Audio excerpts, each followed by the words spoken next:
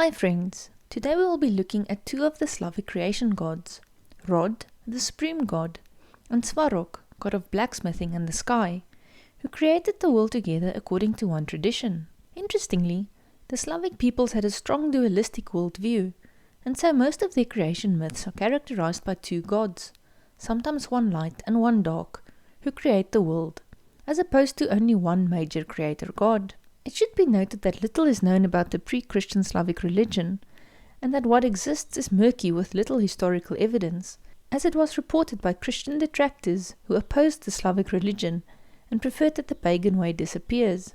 Nevertheless, let's take a look at what is available on Rod and Svarog. The god Rod, also known as Sud, translated as the judge, is one of the most significant gods in Slavic mythology. As the god of family, rain, fertility, fate, kinship and ancestors, Rod was regarded as a supreme god. He is presented as a man wearing a linen belt, holding a fish, wheel and flowers. According to some scholars, Rod was considered an absolute primordial god, who ruled all the other gods and was the supreme creator of the entire divine kinship that holds the ultimate power of birth, fertility and reproduction. The word Rod essentially means birth or origin, but also kinship, tribe and destiny. And the name derives from the Proto-Slavic word for family or clan, as well as harvest and yield. Reportedly, the name Rod was confirmed in the Old East Slavic and Old Church Slavonic sources of Slavic religion and Slavic mythology. The South Slavic peoples called him Sud, the judge, as he was the ultimate decision-maker who could interweave destiny. Another name for Rod was Prabo, which derives from the Slovak tradition, meaning pre-god, first god, or primordial god. Although present and dominant in pre-Christian times, the role of this supreme god faded in time when his cult lost its significance, and by the 9th and 10th centuries it was replaced by the gods Perun and Svarog. Interestingly, Rod is quite often associated with the cult of the Rozhanitsy, who were goddesses that protected the Rod, that is, the family or the clan. These female entities were representations of the spirits of ancient ancestors. Some legends represent them as a single goddess. However, they are mainly reported as many goddesses. The goddesses are also portrayed as a duo and regarded as a mother and daughter, and were sometimes mentioned as companions of Rod. The sacred place of these deities was the bathhouse, which represented rebirth and regeneration, while the cult of the Rozhanitsy was honored through a special ceremony that celebrated the birth of newborn children, but also various ceremonies that happened in the fall and in the spring. It was believed that when a child arrives in the world, 3 women, who represented the Rozhanitsy, will drink from a horn and forecast the future and fate of the child.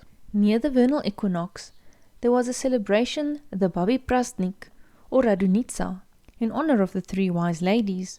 In their honor, and in honor of the dead, people would prepare a feast, and women would decorate eggs and bring them to the cemetery. They would leave the food at the graves of the family's ancestors to symbolize remembrance, respect, and rebirth. The medieval and pre-Christian period that followed still witnessed these practices. However, the cult started to slowly disappear under the influence of the new Christians. Nevertheless, the ancient Slavs carried on worshipping the Rozhanitsy and made altars in their homes.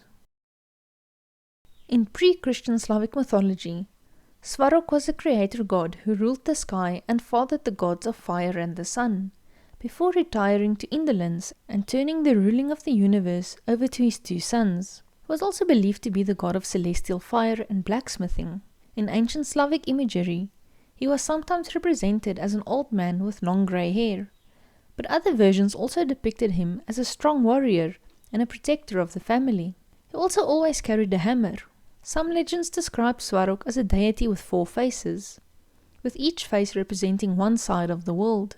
But this characteristic was also prescribed to the gods Triglav, Veles and Dasbog.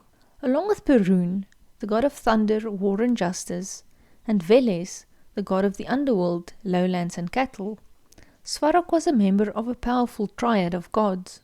His stories vary widely by region, and though his worship was strongest among the East Slavs, his presence was known to some in the south and the west as well. This variation meant he was thought of as the highest deity by some tribes and little more than an afterthought by others. It is difficult to find a consistent story behind Svarog because of these regional differences, but there are some themes that prevail. In nearly every tale, Svarog is the eldest of the gods.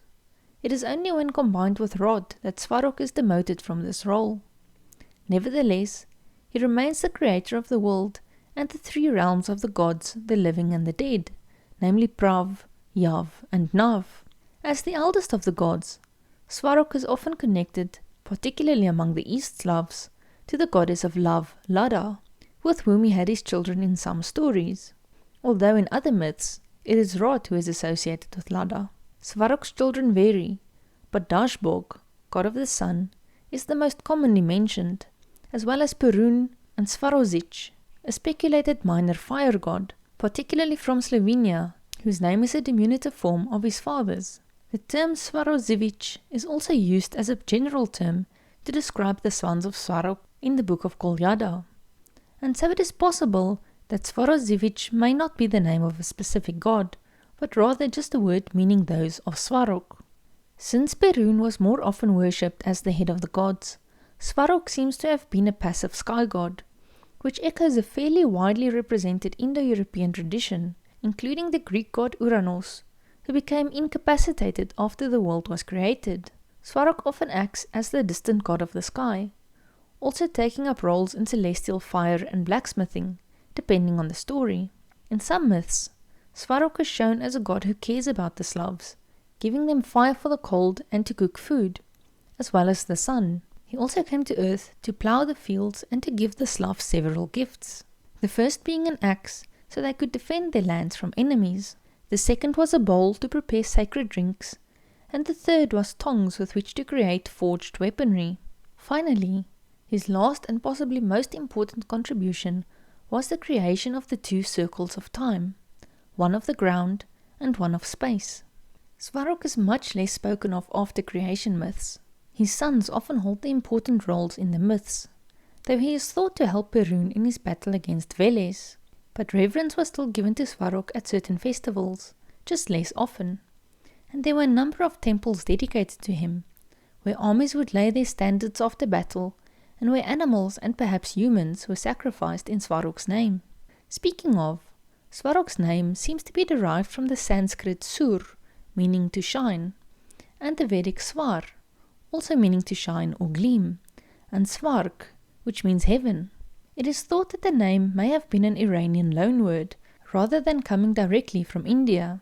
In the end, it would seem that the concept of Svarog and his attribution of being a lawmaker and blacksmith came from the Slavic people's entrance into an Iron Age, which brought about advances in weaponry and agriculture. The various tribes scattered along the land had seen Svarog as the bringer of these advancements, which would explain why he was first mentioned when Slavic tribes developed agriculture around 800 to 600 BCE. Thank you so very much for watching. My merch store is also up and running, which you can go check out using the link in the description below. Your support is much appreciated. Till next time, bye bye.